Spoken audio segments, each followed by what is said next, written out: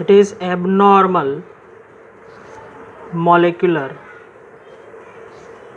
mass. This is the last topic of the chapter. Now, what do you mean by abnormal molecular mass? First of all, we have to understand. Suppose you are doing one experiment and you have taken NaCl. In aqueous solution, it will dissolve like Na plus and Cl minus. Now, what happens when you are doing experiment? Practically, you are adding 1 mole particles, 1 mole of solid particles, but when we will dissolve in the solution, it becomes 1 mole of Na plus ion and 1 mole of Cl minus ion. So effectively we can say here it is 2 moles.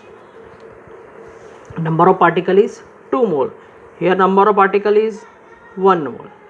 So what happens when you are going to do experiment?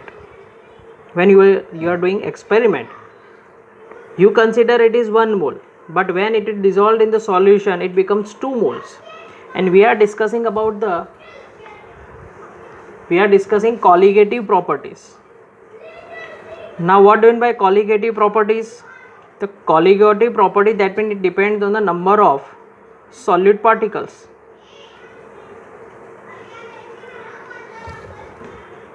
Number of solute particles. So that what happens here, when we have taken 1 mole and it becomes 2 moles. So our results, all the results of colligative properties, becomes double. And if we are doing the experiment to measure the molecular mass, that becomes 2 moles. Molecular mass becomes 2 moles according to the 2 moles. So what happens? Our results will be doubled, but actually we have taken 1 mole. So when we are doing experiment, we will get some more value of molecular mass. This is called abnormal molecular mass. This is called experimental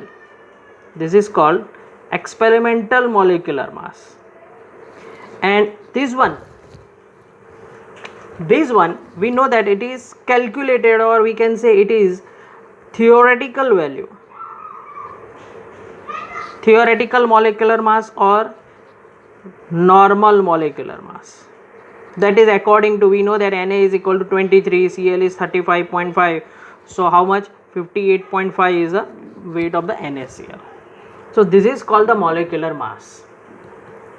Now molecular mass. So molecular mass is doubled. As number of particles becomes double, molecular mass becomes double. Okay. So now see, colligative properties depends on the number of solute particles.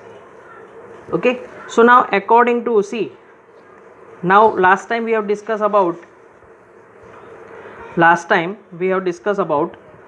4 colligative properties. First one is what? First one is, yes, lowering of vapor pressure. Second is elevation of boiling point. Third is depression in freezing point, and fourth is osmotic pressure. Okay. So what is the formula? See, first colligative property is P naught minus P upon P naught is equal to W2 upon M2 into W1 upon M1. Second colligative property is delta TF is equal to KF into the molality. Third is delta TB is equal to KB into the molality. Fourth is equal to osmotic pressure. Pi is equal to nRT upon V. Now this is Van 't Hoff. This is done by Van 't Hoff, and Van 't Hoff suggests that when we are doing practicals, we are getting some extra values, or see, this is called dissociation. See, it is not that always it becomes double. It is the case of dissociation. Now we will discuss case of association also. Okay, but see what happens when it becomes double. If abnormal it is called abnormal molecular mass and experimental mass. Now Van 't Hoff suggests that this calculation is wrong because when we are taking this type of compound which is dissociated, our colligative properties experimentally, whatever colligative properties we are getting, that is not a correct answer. So Van 't Hoff suggests that, why? Van 't Hoff suggests that okay, when you are taking 1 mole it becomes 2 mole. So Van 't Hoff suggests that you have to put one factor, that is called a Van 't Hoff factor, and its symbol is I. So Van 't Hoff suggests some corrections in this formulas, that we have to put here I and I. And what is I? That is Van 't Hoff factor. Okay, so in case of association or in case of dissociation, we have to put one factor. Now you said, sir, before this example, why we have not considered this type of example? Because at that time we are considering that we have taken this type of compound, glucose or sucrose or urea. They do not dissociate or associated. They do not associated or dissociated in the solvent. So at that time we have not discussed about this type of properties. But now onwards, when you consider this type of compound which are dissociated or associated, you have to consider Van 't Hoff factor. Now let's take an example of association. See, now when acetic acid is dissolved in benzene, it gets associated. Now how? See, R, C, double bond O and OH. You know this is the formula of acetic acid. R, C, double bond O and H. So this is the case of association.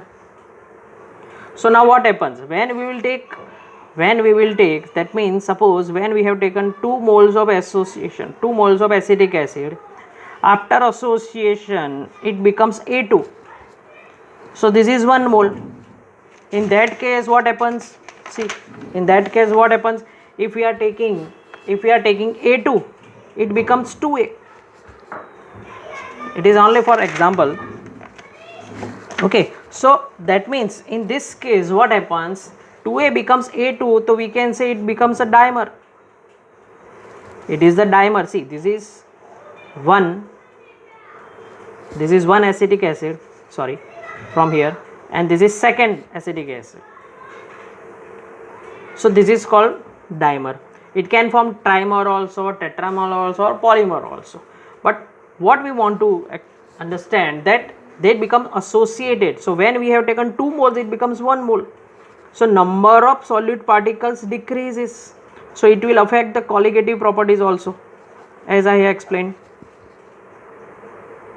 Okay, so this is done by Van 't Hoff, and he suggests the formula to find the Van 't Hoff factor. There are so many formulas. See, first formula is experimental, or it is called observed. For J you should remember, they will use the word observed, or in our language we can say it is abnormal molecular or abnormal colligative properties.